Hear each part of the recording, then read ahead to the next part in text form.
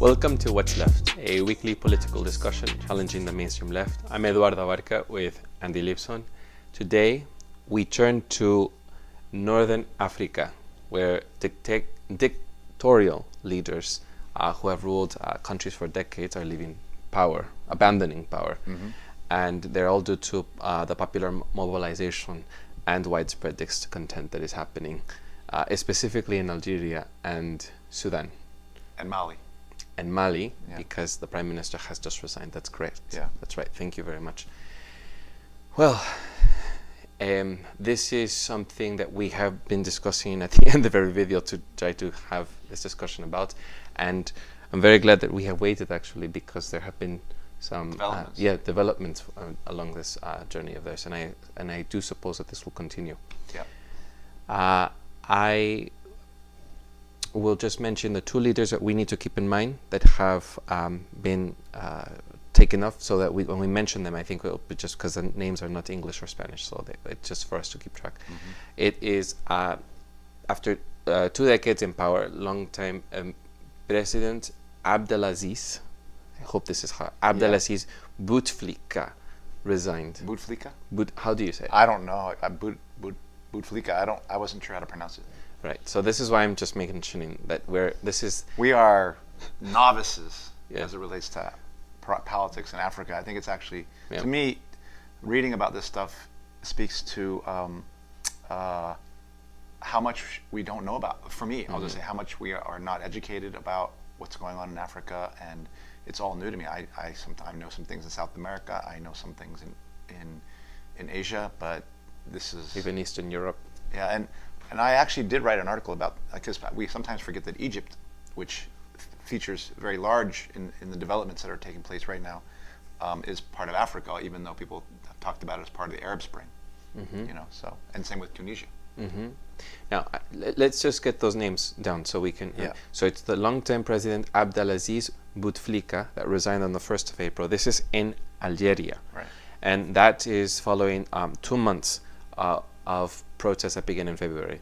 Then there is Sudan, which is, after 4 months of protests, is Omar al-Bashir, and al-Bashir. Al-Bashir. Yeah. Al-Bashir, yeah. So these are the two ones that have resigned both in, this month. And then we have Mali, which is the Prime Minister that just resigned this week. Right. So there. Just to keep those, I forget the Mali's. You have it. Have it. All right. And as you look for that, I will just say these countries, except for Mali, is in the northern part of Africa. So this is what we will be discussing today, so that we can have that sort of our center and focus as we share our reactions.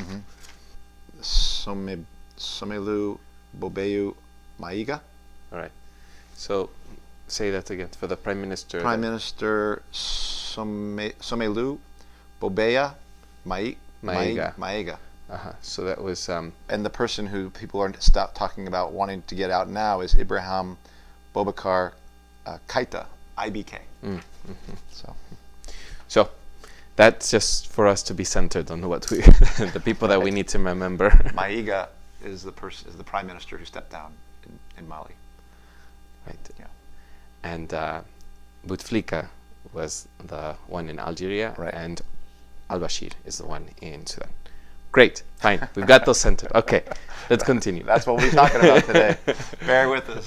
You'll be learning along the way, hopefully, Well, I have been studying mostly Sudan, because what is going on there is, out on the streets, they are calling in their language revolution. And this one is of most interest, I think, to me. I think I favor this one out of all 3 of these countries that we'll be discussing today, which is being considered in some circles as the Arab Spring 2.0 or the African Spring. Right. That's debatable. We'll see why, and what can potentially be learned from the years ago, the Arab Spring that had happened. So I am of interest to this one mostly because the military has flip side partly. Now the people in power of the military I'm not necessarily sure if they are with the people, but the people, the soldiers, then started aligning themselves with the protesters, some of them. And I saw some video. And the Sudan video of viral video of a woman dressed in traditional clothing in Sudan and singing for revolution just went all over the internet, and it was very beautiful to see her in this short clip, watching her call out her people to try to keep up the faith and the spirit to continue this revolution. And so I'm just amazed by it. Do you want to share something? Well, I guess I'll say that I don't know the details of almost any of these. Some things that I've heard are that some of the problems that have occurred that have led people to take to the streets have been the fall of oil prices. A lot of these countries have relied on natural gas or oil as the commodity to prop up their economies, and just like Venezuela, they have the fall in the price of these things has hurt their economies. That's one thing. Two thing is the reason that for me I question whether I would call. So there's an uprising taking place, and there are demonstrations, but I think I would question whether I would call it a revolution where the system is being changed. I do see many similarities between this and the Arab Spring. I would call this kind of an African Spring, and these countries are all actually adjacent to one another. And I thought Mali was part of North. Maybe it's more Central Africa. It is. It's not on the border of Northern Africa. So it's heading more towards the west. We'll have maps that you. Well, it doesn't. But they're all contiguous with each other. Yeah. The thing that comes to mind is just like in the Arab Spring, there was a giant outpouring of anger, and in Egypt for me figures prominently in this, because that giant outpouring of anger led to a change, but then the military got a hold of the forces of change, and people actually would back that military doing that in the name of the military is standing up for us. Well, in the case of Egypt, when they got rid of the military dictator Mubarak, and they did have a democratically elected president who did a lot of bad things. This guy Morsi with the Muslim Brotherhood, things that were unpopular, and then there was a mass uprising or a mass of demonstrations that were really taken advantage of by the Egyptian military to basically create the possibility for not only it was a coup, but a new round of military dictatorship that Egypt has not recovered from since. And so I think that is the backdrop to these events to me, is that are these demonstrations going to be essentially used as a pretext by the military to make surface changes? Like Bouteflika, who's in Algeria, like that guy, he's been out of service for 6 years. He had a stroke. No one's even heard from him in 2013. So in reality, I don't think he's even been ruling the country. So when they remove him from power, and the outrage for people was the fact that this guy was planning on running again and running an election and his opposition didn't have a chance of running against him. So people were outraged about this. So what sort of change is being made when somebody who can't even, hasn't spoken before the people in 6 years? Clearly, other sources have been running that country to me, and so to me, I think that these changes could very well be surface changes, unless again people are able to. The people on the ground are able to see that the military is not their ally in this, and that's where I have questions. It looks to me like it's going very much the same way that it went in the Arab Spring, where the military is going to say we're making these changes in the name of people. In the name of the people, we're going to have a transition government. We'll have some elections later on, but they end up capping everything off, and then things kind of go back down the way they were before. And then, there's a few, the names have changed, but the game is the same. That's kind of, and that's why I would say I question whether I'd call these things revolutions, because you're not actually creating new institutions run by popular assemblies or anything like that, which is actually challenging the actually systems that run these countries. What would this is something that is called Bonapartism, no? Where the current administration is in place and the military regime, the military takes over the regime. Like a coup. Yeah. And then rules for the time. That's what's happening in Egypt. Yeah. And if I the leader of Al-Sisi is the Egyptian leader. He was the military Egyptian leader. Yes. And he himself put himself in place to lead Egypt. And had a lot of popular support because there were massive demonstrations against Morsi, which he was able to kind of take advantage of and kind of prop himself up as a man of the people. And then, when he took power, he went and attacked the Muslim Brotherhood, and people actually supported it because they were mad at the Muslim Brotherhood, and there's all the demonization of Islam.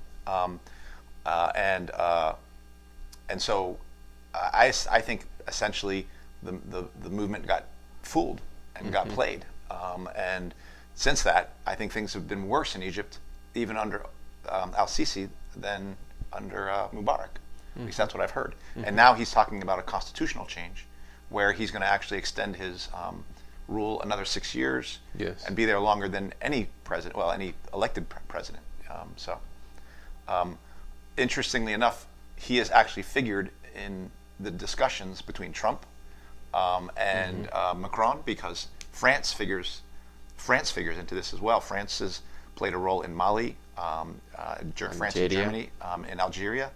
And again, it's not just U.S. imperialism, which we know plays a role in here, but now we're talking about German imperialism, French imperialism, European imperialism has been meddling in these regions, and all under the global war of terror, again, a global war on terror, where they're concerned about, where Al-Sisi has been talking about this. We don't want anybody coming to power in any of these regions, Algeria or Mali or Sudan, who might be, a supporter of Islam, and who would be an enemy of the West.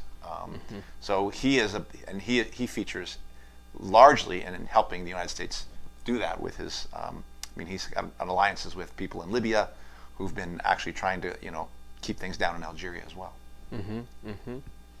And I agree with you about this economic the economic factor into play here, because the recent inflation and the rise in Sudan and the rise in prices for bread was part of the reason, is what they are saying, that in December 2018, which is what got people to, because it's a staple food, and you're making it even harder for the working class to be able to find to pay for something that is of necessity.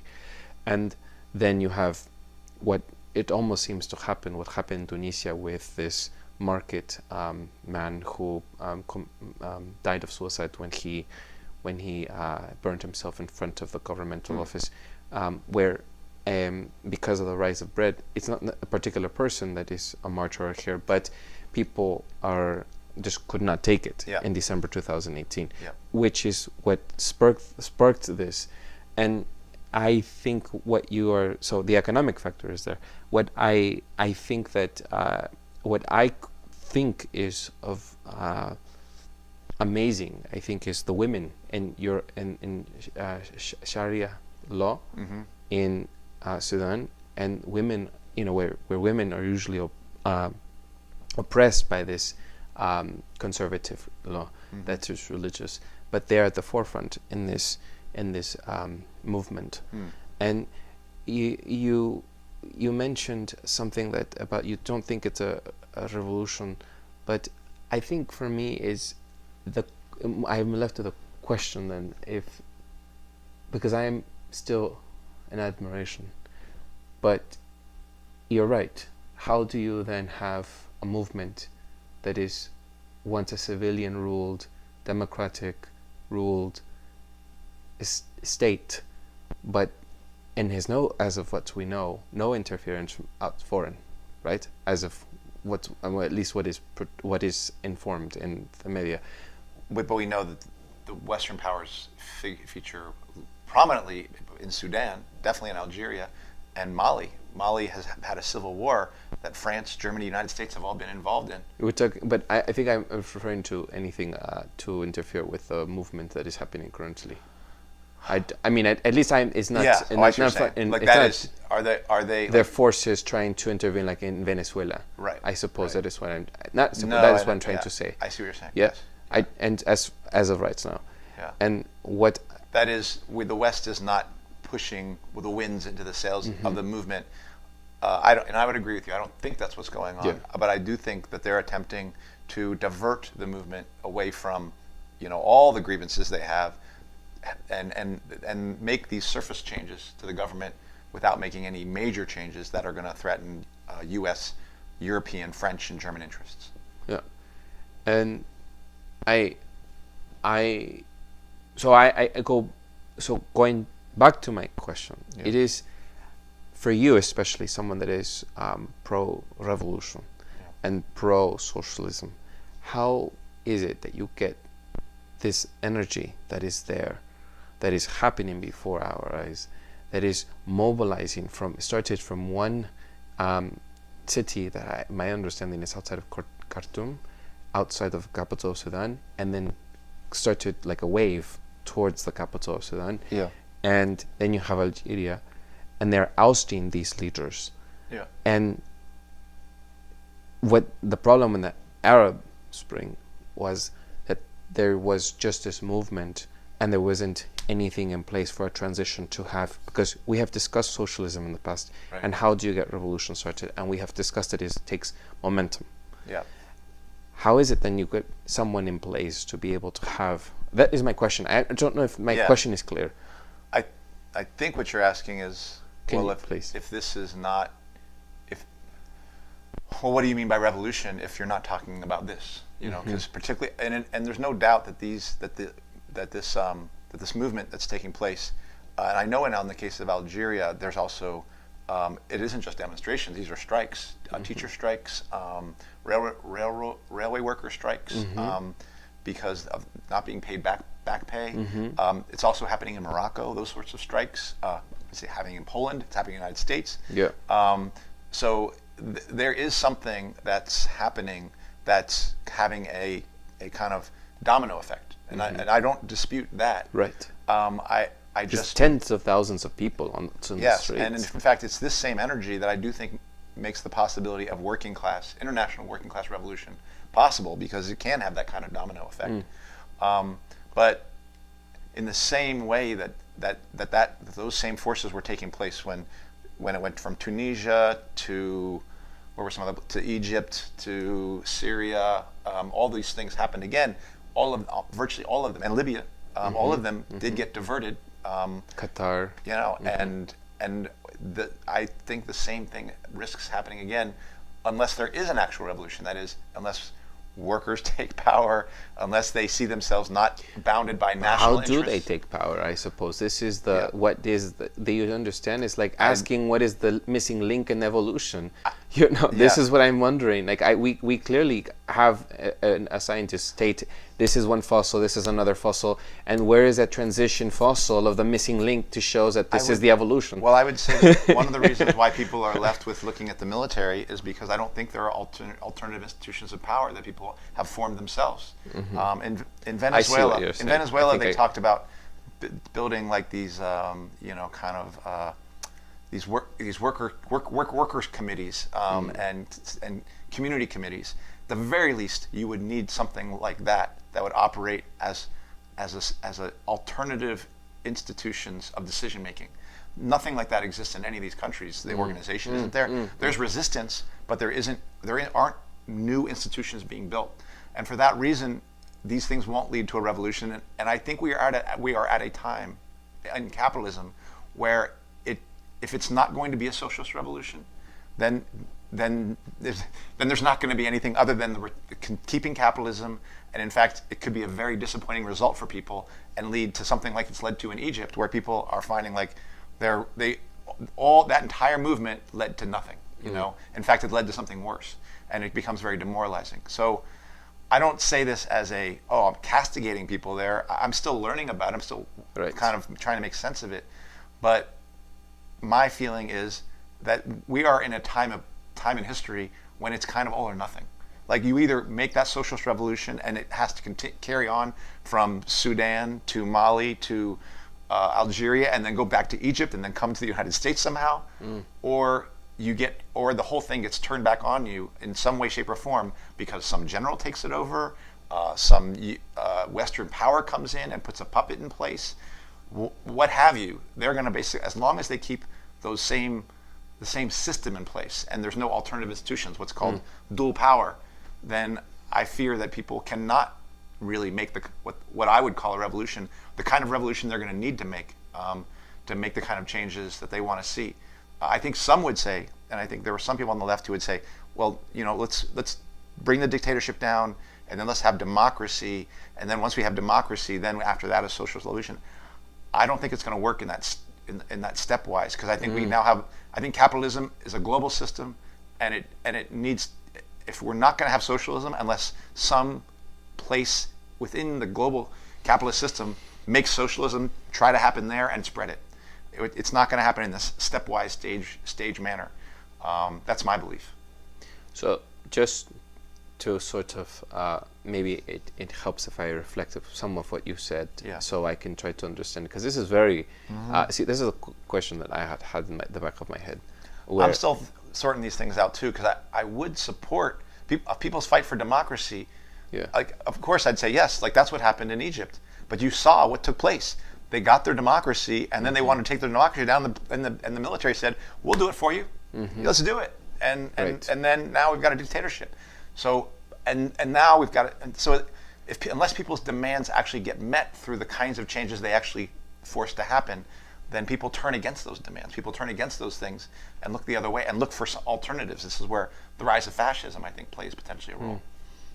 Is this something? Would you say that something like the working groups that are happening in Chiapas, where right now there isn't any like massive movement of revolution there, but there are working groups in place in Chiapas, and with what used to be under Subcomandante Marcos, and in Mexico, and they then would almost be prepared.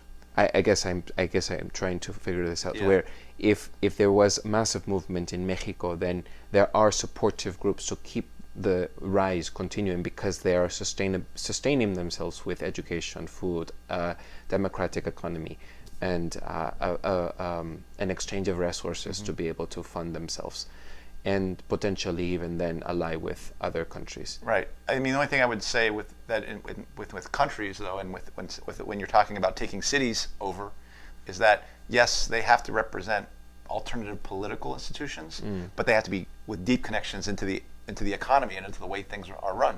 So those things have to be combined. So these same new political formations that are forming, that are actually new decision-making ways that aren't about mayors that, under capitalism, or aren't about governors, or aren't even about corporate heads, but are about new alternative institutions that get built through this struggle, that then say, we're not going to accept the old way of running things. We're not going to accept bourgeois democracy. We're not going to accept corporate rule simultaneously.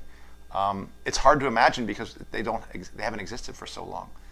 But I do think that those are the things that would need to be being built right now for there to be a possibility of revolution. And it looks to me like people are looking for somebody from within the capitalist class. Yes, I was just going to say this. It seems, I think that people, I wouldn't necessarily blame it on the people, because maybe I suppose people are so used to living under a capitalist regime that they would think that they have to just clean out the people, but empty. It's what I was reading somewhere, where you basically change the saddle, but the horse remains, no?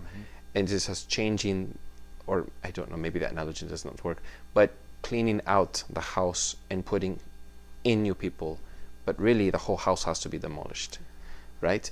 And that is what you're stating here. Yeah. Yeah, and what I And think replaced. Yeah, With a new kind of house. and maybe I don't know the details, and I have not read enough about Sudan's, but I suspect there isn't any working groups that are socialist working groups in Sudan at this moment. I mean, there could be, there might will be, but who knows? I have not read anything in there. I think there is a communist party, but I think it's like a version. It's like DSA. It's like Democratic Socialists, like Bernie Sanders.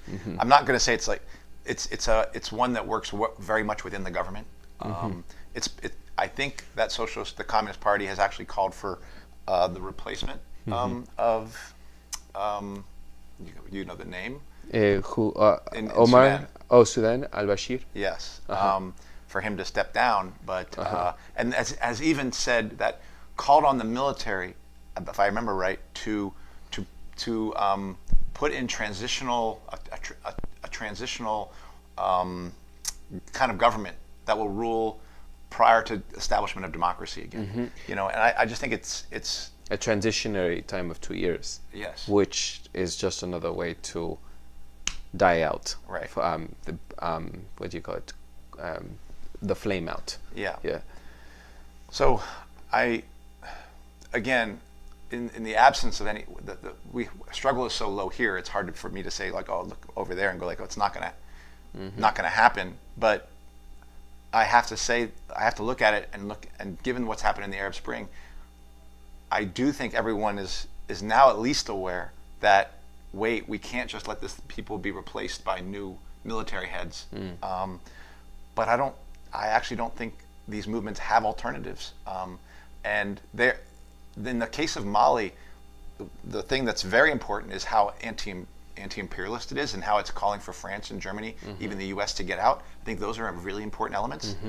But if they're national movements that are like, we have to bring Mali back for people in Mali or for people in Sudan, I don't think it's going to work. I think they actually have to be movements that are looking to unite workers across those, because all those people are facing the same music, and I'm not necessarily sure I hear that in some of the slogans that are being talked about.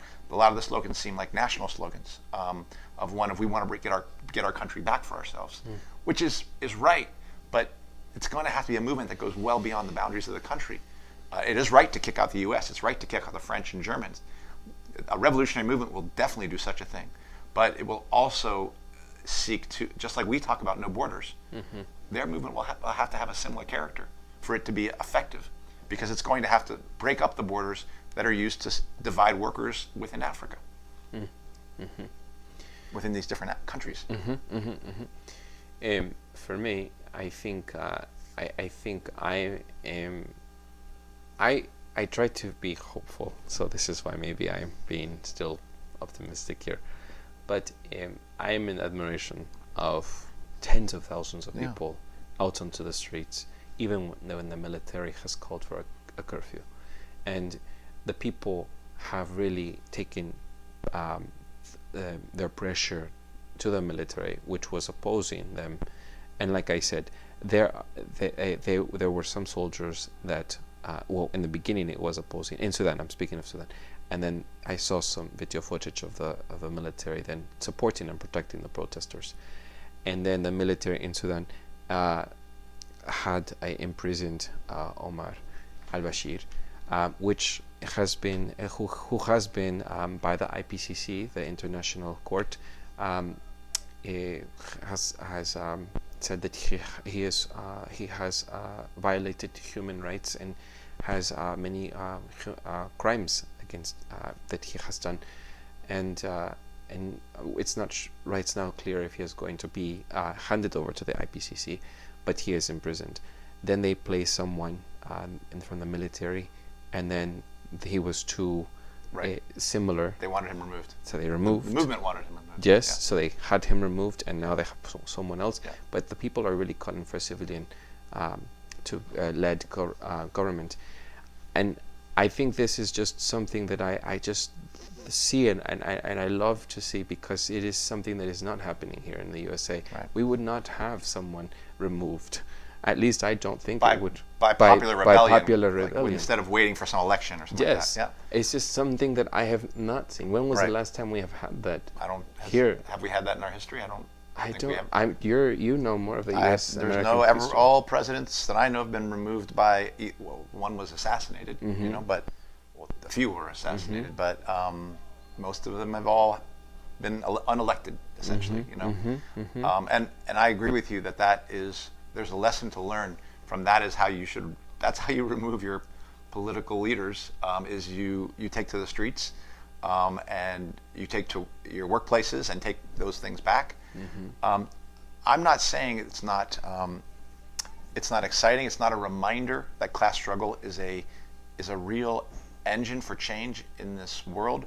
But I fear the limit. If it doesn't go far enough, then it's going to get pushed back. Some people would say don't go too far. I would say the opposite. You better go way, way farther than this, or else you're going to find yourself getting pushed way back. And that's all I'm saying. And Yeah. it's not something that the people in Sudan or Mali or Algeria. It's not something that they decided. This is just where in my mind, this is where capitalism is at. You either are taking it down, or if you don't take it down, you're just getting a surface change. And you're going to be facing some version of austerity, some version of imperialist war, either coming into your country or you're being forced to be somebody's proxy army somewhere, because none of these countries really have any meaningful self-determination.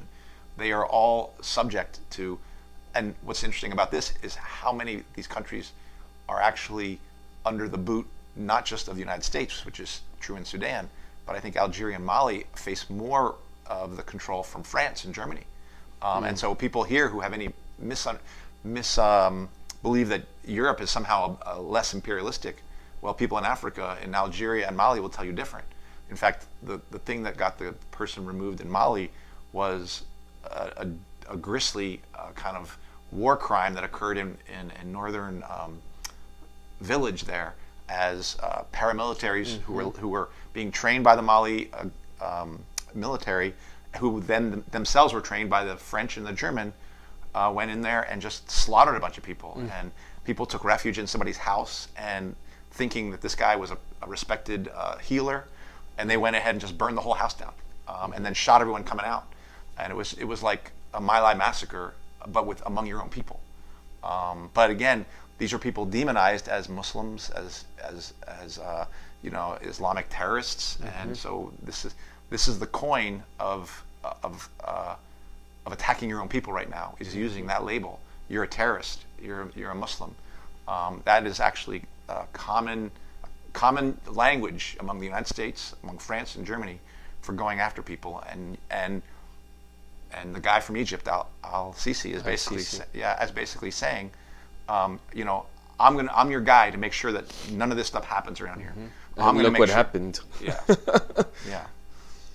But I mean, basically saying to the West, I'll be the person who makes sure there's no new Islamic movement that's going to unsettle the apple cart for you. And not that I think an Islamic movement is what's going to make it happen. I think it needs to be an international working class socialist movement. But right now, anybody who's not, I think it's good when people are willing to be independent of the United States or independent of France and fight for themselves. I think that's an important part.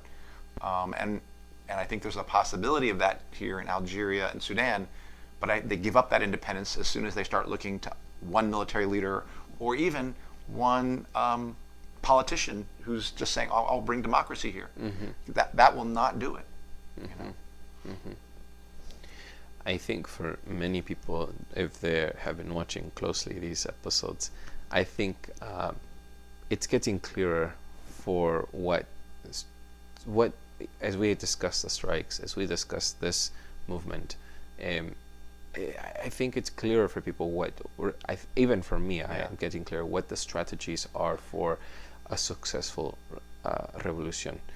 And this is a very important piece that you had contributed, at least for me, in this episode, because I will repeat, it's just that what do you do with a movement like this, because it will die out, like the Occupy movement.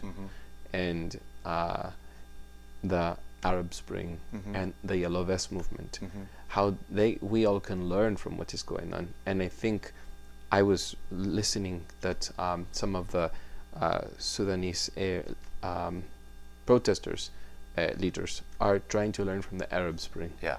And one thing that was of a question to us when we were doing the FA, frequently asked questions, and was to you was, how can we how can we try to defeat a government when with all the technology that is around us?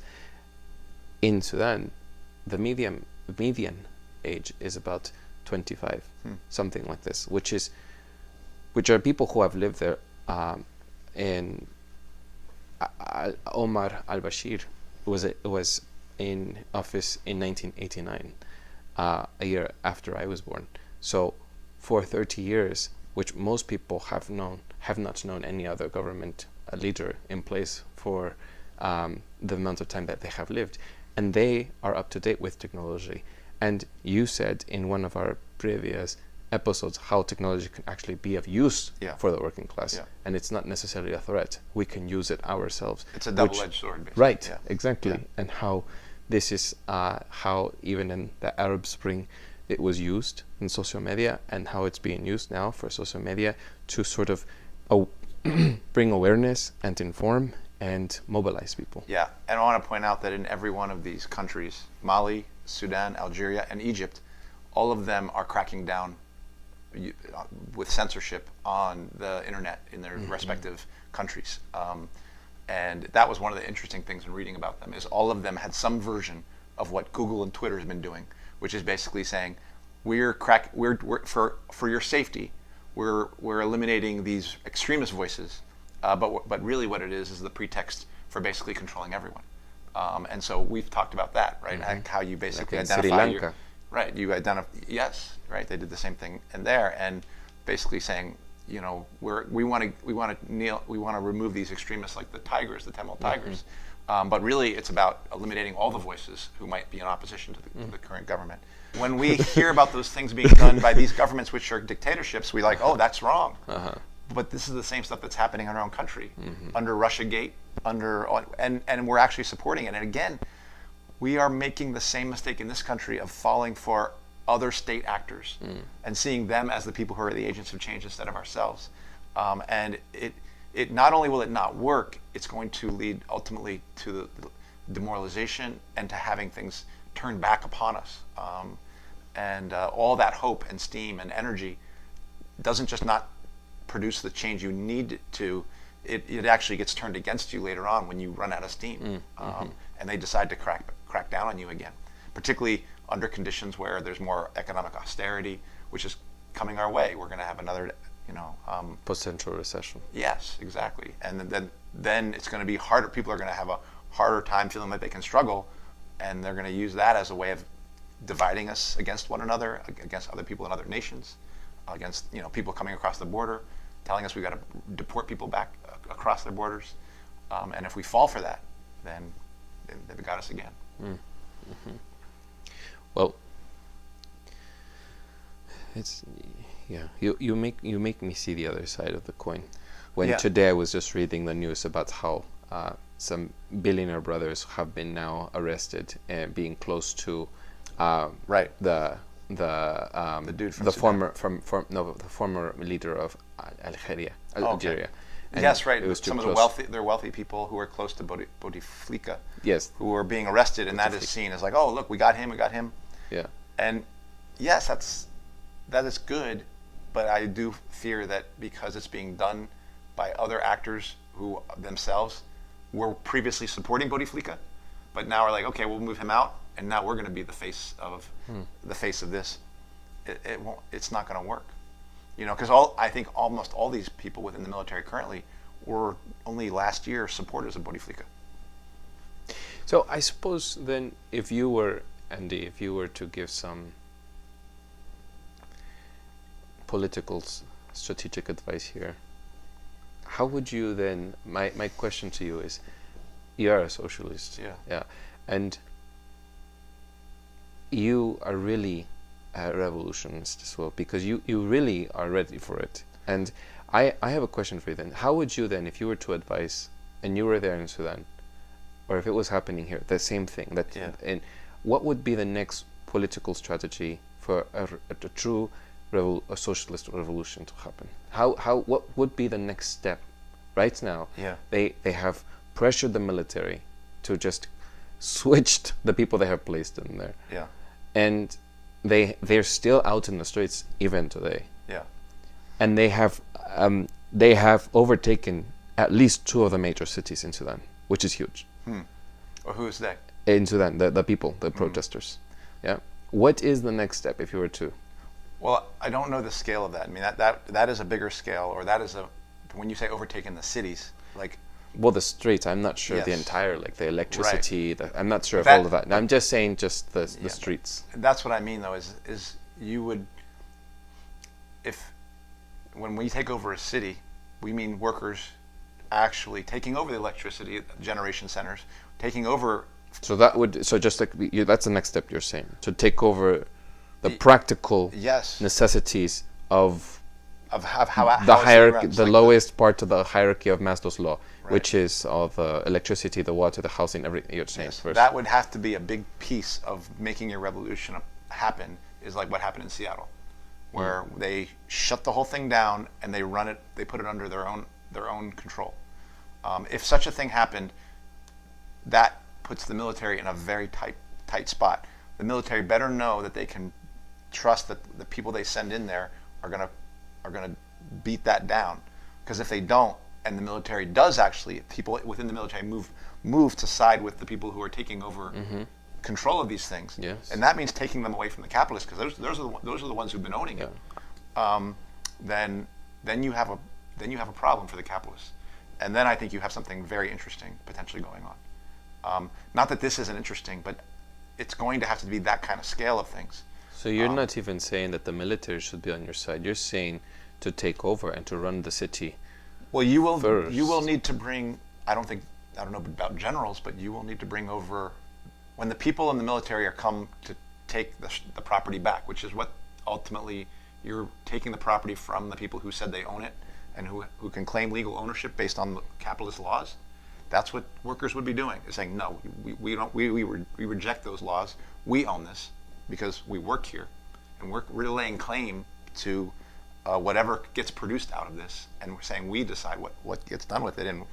And if the whatever state currently exists is going to have to come in and take that over and like stop it, and they're going to have to either use the police or the military to do so.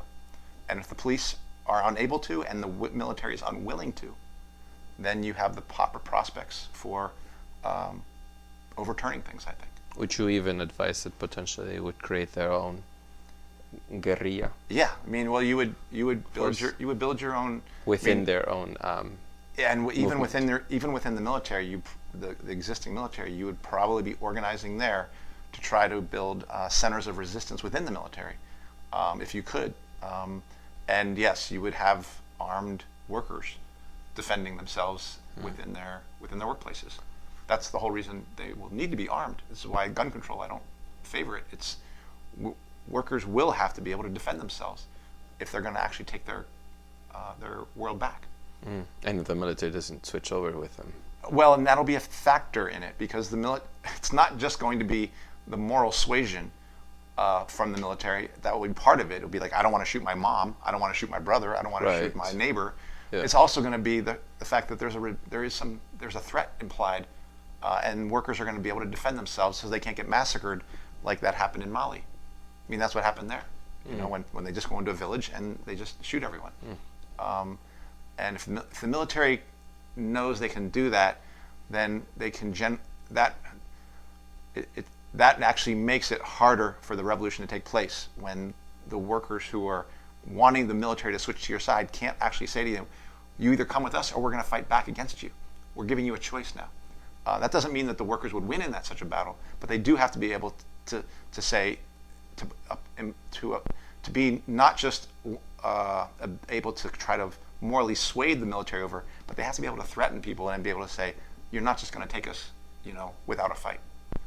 Because if they can't, then it's just up to the generals to basically threaten you. Do what I'm telling you, or you're going to get shot. Your life's on the line because I'm threatening you now. So I do think there's going to be that balance, and that's why it's not that the workers are going to have an ability to exercise self-defense, exercise the use of violence in some way to protect themselves and to say to other forces, you should join us because we're going to win. Mm. This is why I think I am bringing up Chiapas, because it almost seems that they have this model where I think that you're describing some of what the elements there that I think that they have in place. They're just all that needs to happen is just the people need to rise, and then there is some level of a fountain of resources there to there is a education run community centers. There are economy, like a public cooperatives of economy, currency within their system. They have their own health care, maintained care of. There's still many depend on sort of a Mexican government-led healthcare, right, but there is their own naturalist healthcare centers. Yeah. And they have their guerrilla force. Right, and I think as an ability to defend their own territory, which they're more located on the countryside and the farms. Yeah. They have the basis for defending themselves and establishing some level of autonomy in that region. But I think also in the past there's been this notion that such a force can be used to win socialism in the cities, to bring socialism into the cities, and I don't think that's possible. I do think a similar sort of sufficiency and self-running has to happen within the city, but it's going to look different. It's going to be city-like self-sufficiency, not rural self-sufficiency. It will still have to be able to use, you'll have to be able to defend yourself, but you will also need that autonomy of production of goods that we associate with really with the capitalist centers in this country: New York, Washington D.C., San Francisco, Sacramento, San Diego. These are all centers of production, of export, of import, and taking control of that is the scale of the task before workers.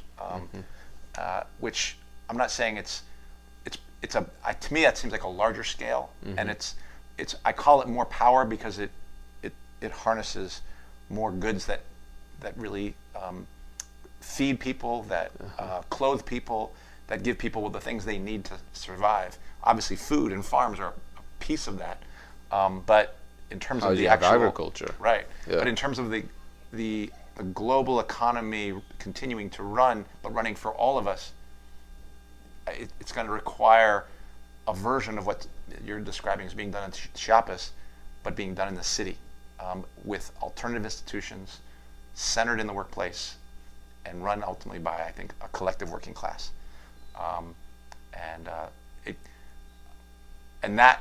Such a thing would have to be in solidarity with the autonomy that would start to emerge in the countryside.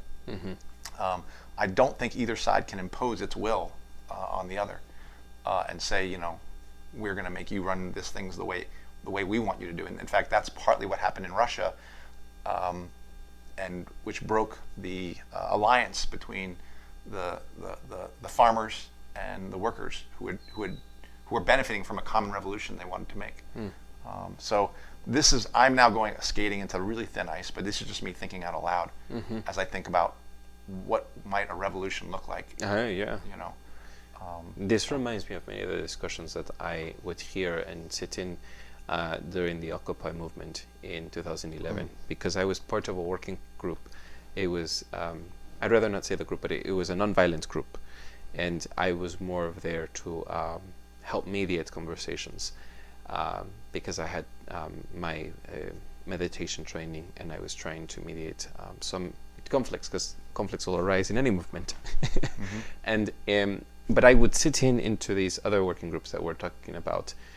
There were some people that were talking about military within these working groups, and some people were talking about how to permaculture was in discussion about food and agriculture. How do we distribute, and how can it was all, I sort of think it was a lot of talk in these working groups. It wasn't ¿cómo se dice?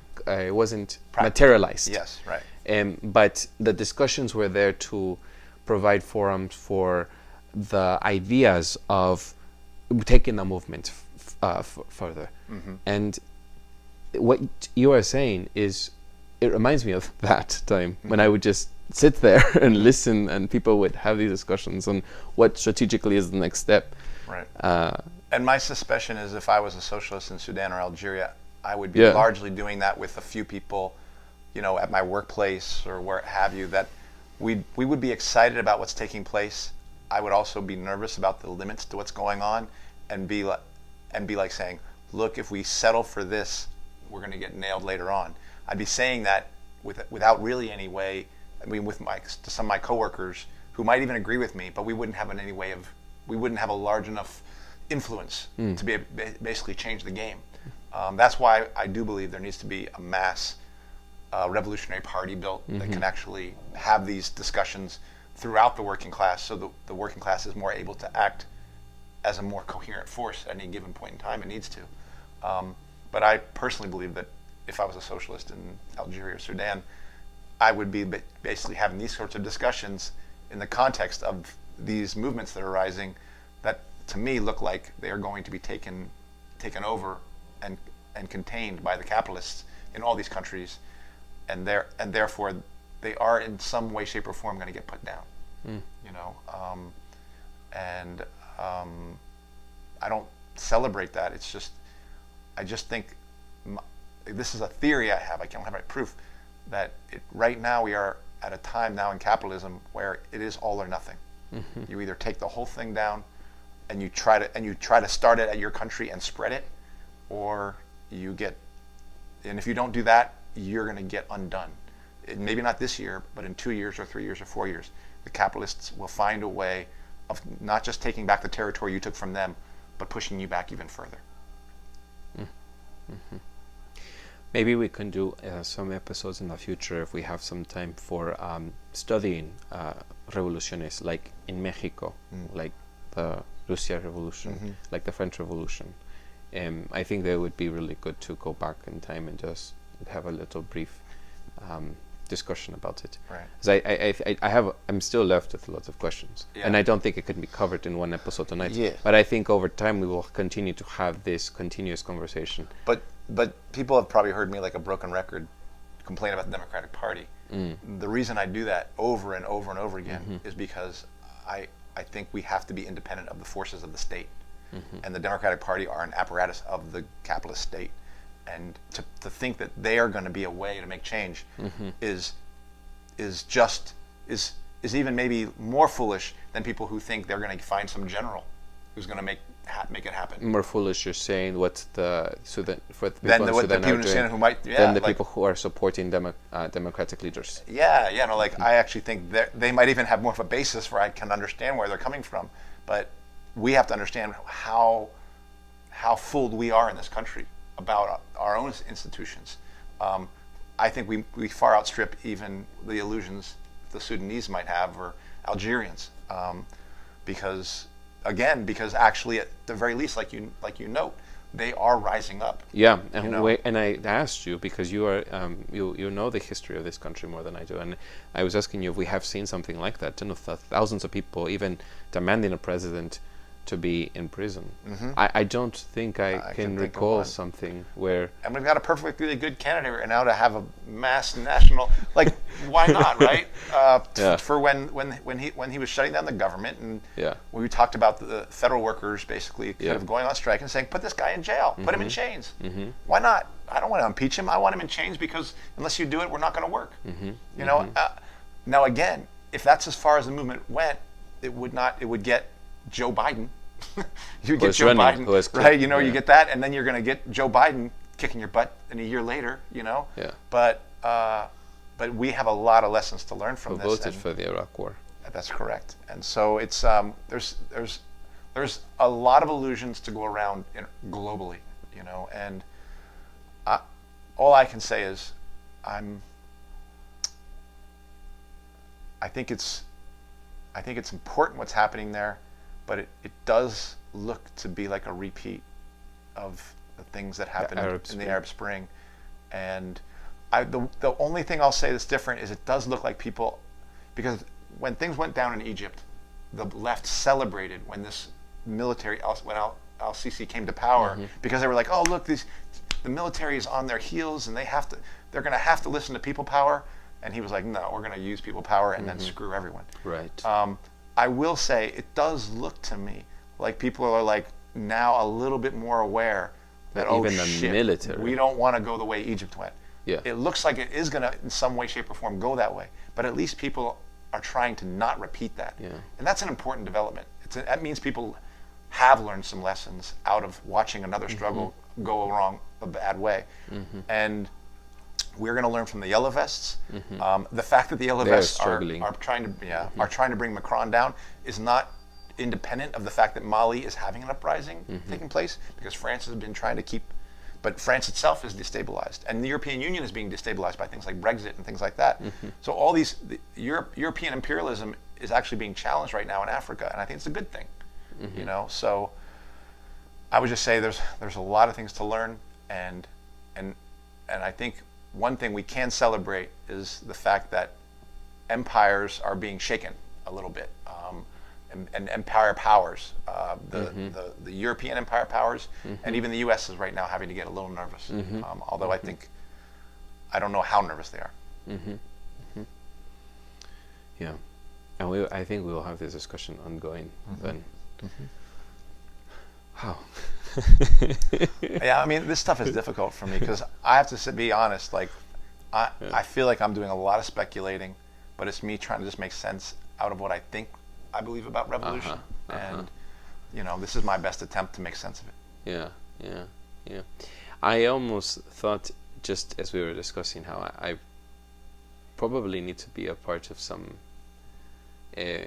commune-led or some working group again, so that I can be ready, because who knows? Yeah, a group is going to have to be. Do you know what I mean? Because I just thought right now, as we were discussing, it's just if we all just massively take the streets, but there has to be something sustaining that as well, something of training, something of to continue this, because otherwise there's only so far you can. I'm surprised. 4 months out, you have to sustain yourselves. Yes. You are a human. You have a body. You have to use the resources of the state. Yeah. You have to eat.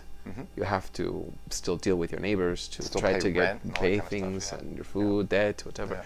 You know, because you're still not toppling the capitalist system. You're still living in those in the system. So there's a lot to I think there.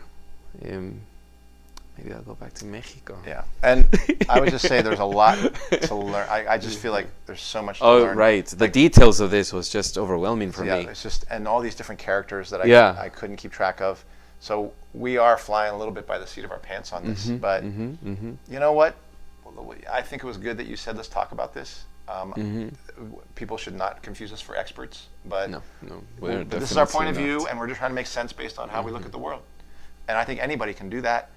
Doesn't mean you're right, but history will unfold, and it will tell. We will learn those lessons if we're paying attention now. And just the details of this stuff, I think that, like I was telling a friend of mine, I'm not here to provide every detail of every event that is happening. I think the news can do that, or you can go search on a web browser. We're simply just trying, as I don't want to mention a certain company, we're simply trying to share our thoughts on what you can search up. You'll know, but just to be clear, he didn't used to believe that. He's come to believe that through this podcast. I will still provide some. Like I tried to say, okay, the names. Let's get this down. 4 months, 2 months. I'm so proud to hear you say this. We can really agree on something. I do want to share. Because we share this, I know but we're going to cut some. I did want to share just something that I was distraught by, and that is that because we have discussed mass shootings, but we forget sometimes what the mass shootings and the killings that are happening, especially in the Middle East. So I just want to read something that I think should be of importance and should be listened to. there was a major, and I got this from an alternative news media, a major new investigation by Amnesty International and Air Wars has revealed the US-led military coalition in Syria killed more than 1,600 civilians during the 2017 offensive to oust ISIS militants from the city of Raqqa. Amnesty is calling to the US and coalition nations to fully investigate the massive civilian casualties. For me, it's important that when we talk about Christchurch, when we discuss we forget in, like you had actually said it when we were discussing the mass shootings, that there are mass shootings that are happening in the Middle East and we should not forget it. But this is just, the Air Wars and Amnesty International have just teamed up to find and reveal this and are asking for this investigation. Yeah. And let's acknowledge the protests of the indigenous people that are also protesting against the deforestation in Brazil today. So. And your friend AMLO just kicked some. I saw your text. Yes. What do you want to share? He came out hard against the migrant caravan, and he came down harder than even Trump has in many ways, having people run into the woods and stuff. He like literally attacked the caravan. Thank you, AMLO. That is the yeah. Well, Anyway. I did not say that he is my candidate. Yes, I am simply saying that he is different. That's all. But apparently not that different. So. It's a lot of going on, and it's hard to keep up with all this. But I think that just mentioning all this. It's the limits of half measures, man. The limits of half measures. You got to go all the way, and when you try to go all the way, you also you take big risks, and your life can be on the line. And again, I haven't been in that position. I will find out if I'm willing to. So I know what I believe, but you don't know what you'll do until you're faced with that sort of thing. But I do hope that when there is a movement that's strong in this country, I hope I'm part of trying to encourage people to go farther and not settle, and not settle because of fear, but go farther because we have no choice. So we'll see. I haven't. I don't think many of us have been tested on that kind of stuff yet, and I for one have definitely not been. And I can talk, but you don't know what you're going to do until you're faced with that thing. Well, we'll certainly be continuing covering this issue. Yeah. Thank you. And thanks for bringing this up and making sure we talked about it. It was very challenging to read about, but I'm glad we did. Yeah, it was very. It's always a good project to also take on some challenging. I'm just familiar with the Americas and with Europe, so I have to be more informed. All right. So thank you all for our listeners and for our YouTube watchers. Thank you very much for tuning in. Please subscribe, rate, review, and best of all, share with family, friends, your community. You can find us on YouTube, BitChute, Stitcher, Google Play, and iTunes. iTunes. Right? iTunes. Yeah, wow, that's our most common one. Yes. Yeah. And write reviews on iTunes. Yes. Write reviews. Oh, and right. even there was somebody who gave us some not so great reviews. That's fine. Just review. Did they? Yeah, they did. 2 out of 5. Oh, all right. Well, you don't like it, you don't put 2 on there. 3. But we want to make sure it's our audience. Yeah. Whatever. I didn't know that. The truth will set us free. All right. So thank you very much for tuning in, and we will see each other next week. All right. Take care. Ciao.